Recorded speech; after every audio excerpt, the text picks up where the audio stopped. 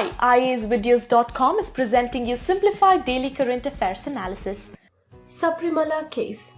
Why India's women need a uniform civil code. Why does preventing women's entry to the temple discriminatory in nature? What did Supreme Court judgment say about the prohibition of women's entry to the temple? Why the court ruling is triumph of constitutional morality? Why this ruling has created dilemma among religious groups? Why India's women need a uniform civil code? GS Paper 2, Indian Polity. What is the context about? The shameful spectacle is unfolding at Sabarimala. Women are being assaulted by violent mobs, just a handful moving up to the temple in riot gear and body armor only to be forced back. This tells you that when it comes to entrenched sexism, even the Supreme Court is not feared.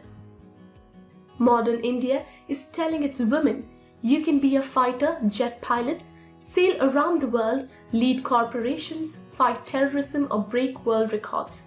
But your menstrual cycle still makes you less than equal. It is an abomination. Why does preventing women's entry to the temple discriminatory in nature? Preventing women's entry to the Sabarimala temple with an irrational and obsolete notion of purity clearly offends the equality clauses in the Constitution. In any civilized society, gender equality is to be treated as one of the core values. It denotes a patriarchal and partisan approach. The entry prohibition takes away the women's right against discrimination guaranteed under Article 15(1) of the Constitution. It curtails her religious freedom assured by Article 25(1). Prohibition of women's entry to the shrine solely on the basis of womanhood and the biological features associated with the womanhood is derogatory to women, which Article 51(a)(e) aims to renounce. The classification based on age is an act of discrimination based on sex. What did Supreme Court judgment say about the prohibition of women's entry to the temple? Supreme Court delivered a 4:1 verdict in Indian Young Lawyers Association, State of Kerala, throwing open the doors of Sabarimala temple to the women of all ages. With this, the Supreme Court set aside a 27-year-old Kerala High Court judgment that upheld the prohibition. The High Court had pointed out that the Naistic Brahmachari nature of the deity was a vital reason for imposing the restriction on young women. However, Supreme Court condemned the prohibition as hegemonic patriarchy. Patriarchy cannot trump freedom to practice religion. The court said that it amounts to discrimination based on the biological factor exclusive to gender.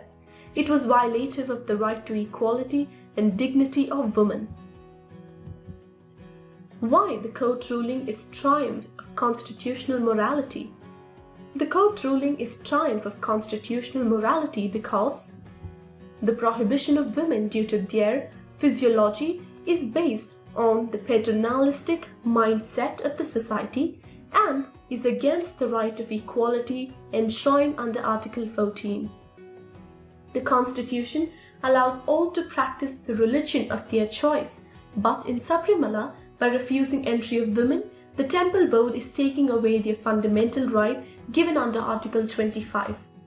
The practice is based on the notion of purity and impurity and thus form of untouchability, which is prohibited under the Article 17 of the Constitution, which is a regressive social practice.